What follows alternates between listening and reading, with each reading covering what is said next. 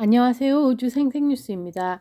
이번 주는 미국 인플레이션이 고개를 들면서 세계 각국 주식 시장을 떨어뜨렸고 급등해서 최고점을 찍은 비트코인은 덕분에 잠깐 쉬어가고 있습니다.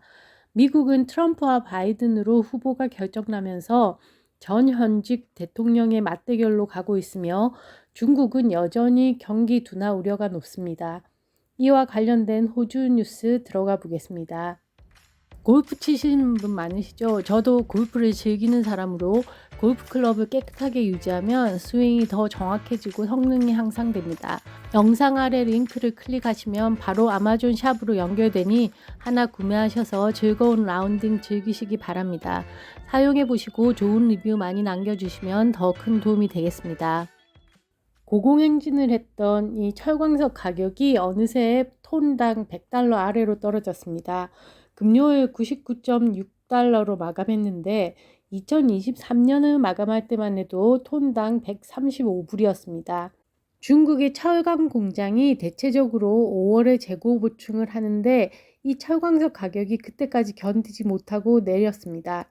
캐피탈 이코노믹스에서는 이 철광석이 2025년까지 톤당 85불로 떨어질 것으로 예상하고 있고, 또 다른 기관인 피치에서는 2024년에는 $120, 2025년에는 $100로 떨어질 것으로 예상하고 있습니다. 두 예상의 공통된 점은 올해보다 내년의 가격이 더 약세가 될 것이라는 겁니다. 이 말은 호주 연방 예산에 미치는 이익도 줄어들 것으로 예상되는 바 다른 커머디티 가격이 올라오면서 적자폭을 메꿔줄 수 있을지를 봐야 되겠습니다. 철광석 가격은 중국의 부동산과 관련된 인프라 사업이 다시 살아나지 않는다면 가격이 상승으로 돌아서기는 힘들 것으로 보이지만 지금 유럽에서 일어나는 전쟁이 종식되고 재건 수요가 나오면 꼭 중국 경기에 기대지 않아도 철광석 가격이 방향을 틀 수는 있을 것으로 보입니다. 또한 지금 트럼프 열풍으로 전기차 시장의 미래에 찬물이 끼얹어져 있는데 이 전기차를 비롯한 재생에너지 시장이 지난 몇 년간처럼 급상승할 수 있을지도 이 호주 커머디티 가격에 영향을 미치겠습니다. 확실한 건 무엇을 하든 지금은 전기의 사용이 훨씬 늘어난다는 겁니다. 모든 것이 전기로 변환되면서 에너지 그리드에 대한 확충 없이 에너지 혁명은 있을 수 없기 때문에 섹터별 순환은 있겠지만 자원 가격이 다 같이 급락하지는 않을 것으로 보고 있습니다. 이 에너지 얘기가 나온 김에 호주에서도 솔솔 나오고 있는 원자력에 대해 잠깐 얘기해 보겠습니다. 지금 노동당은 친환경적이라서 이 태양광이나 풍력에 집중해서 에너지 그리드를 재정비하는 쪽으로 방향을 잡아가고 있습니다. 그런데 이 피터 더튼이 이끄는 자유당과 국민당에서는 원자력 발전에 대한 목소리를 높이고 있습니다. 아직 여론을 보고 있는 추세지만 현재 에너지 장관 크리스 보행과 이 코올리션 사이에 논쟁이 오가고 있는 상황입니다. 코올리션은 이 원자력의 기술 발전으로 이제는 소형 원자로를 건설하면 쉽게 석탄을 대체한다는 입장이고, 여당은 재생에너지가 있는데 원자력은 필요 없으며 핵 폐기물 문제와 비용도 많이 들어가며 게다가 기술도 검증되지 않았다는 반박을 내놓고 있습니다. 그런데 이 34세 이하의 젊은 층의 여론조사에서 원자력 에너지에 대한 찬성표가 과반 이상이 나오면서 피터 더튼은 내년 선거에 원자력을 석탄의 대안으로 가지고 나올 가능성이 있습니다. 원자력이 불필요하다는 데는 호주의 인구가 유럽처럼 밀집되어 있지 않고 그래서 이 에너지도 과하게 필요하지 않다는 사실도 있습니다. 게다가 이 재생에너지를 돌릴 충분한 땅도 널린 마당에 굳이 이 원자력 발전을 추가로 할 필요는 없을 것 같은데, 돌파구가 필요한 코올리션에서는 내년에 이 공약을 들고 나와 뭔가 뒤집어 보려는 심산이 있는 것 같습니다. 금주에는 미국의 인플레이션이 예상보다 높게 나오면서 미국 주식시장뿐만 아니라 호주 주식시장에도 영향을 미치며 8천을 찍었던 주가가 다시 7천대로 내려왔습니다.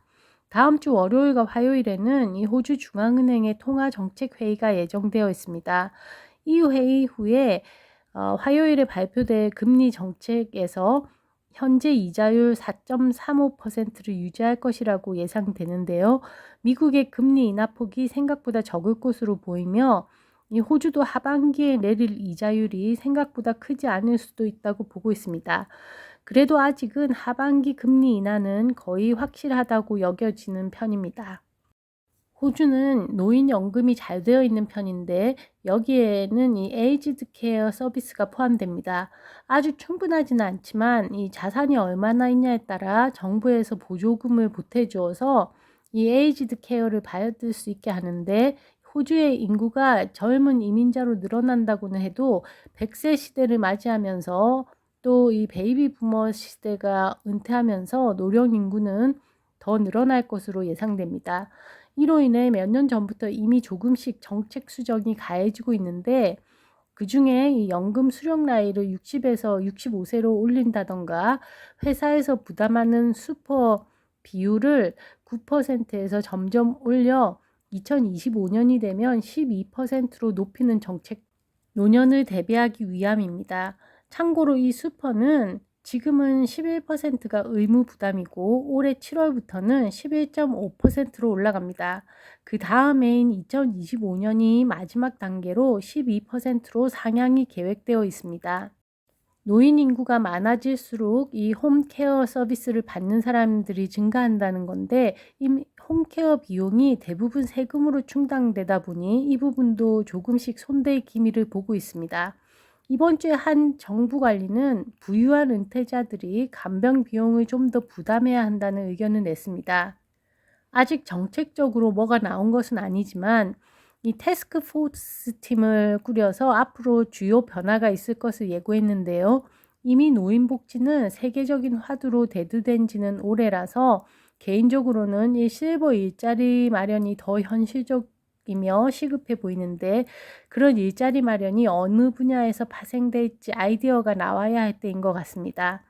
정부에서는 복지에 들어가는 세금을 줄이려는 노력보다 이 실버 일자리를 창출해서 세제도 늘리고 그리고 경제도 더 활기차게 만들려는 태스크포스 팀을 꾸려야 하는 게 아닌가 생각해 봅니다. 사이드 뉴스로 이 와중에 에이지드 케어 워커의 임금 상승률이 14%로 상승했다는 소식입니다. 이 분야는 여성이 대부분을 차지하며 박봉으로 유명한데 연방정부의 지원으로 임금 인상이 이루어졌습니다. 이 케어러 외에도 이와 관련 사업인 클리닝과 요리, 세탁 등의 간접 관련 분야에서도 7%의 임금 상승이 이루어졌다고 합니다. 토요일 낮 12시경 시드니 리버풀 웨스트필드에서 전시 중이던 전기차가 후진하면서 마이어 백화점 입구를 강타한 사건이 있었습니다. 14살 아이가 타고 있었다는데 이 사고로 30대와 50대 남성이 머리와 가슴에 부상을 입고 병원에 옮겨졌다고 합니다. 이 아이는 보호자와 지금 귀가한 상태입니다. 개인적으로는 이 쇼핑센터 중앙에 전시된 차들을 보면 항상 움직이지 않을까 하는 불안이 조금 있긴 했는데 어떻게 시동을 걸 수 있었는지 관리에 좀 더 신중해야 할 것으로 보입니다. 오늘 뉴스는 여기서 마치겠습니다. 제가 이스터 휴가를 다녀올 예정이라 2주간은 영상을 올리지 못할 것 같습니다. 양해 부탁드리고 저는 4월에 다시 뵙겠습니다. 감사합니다.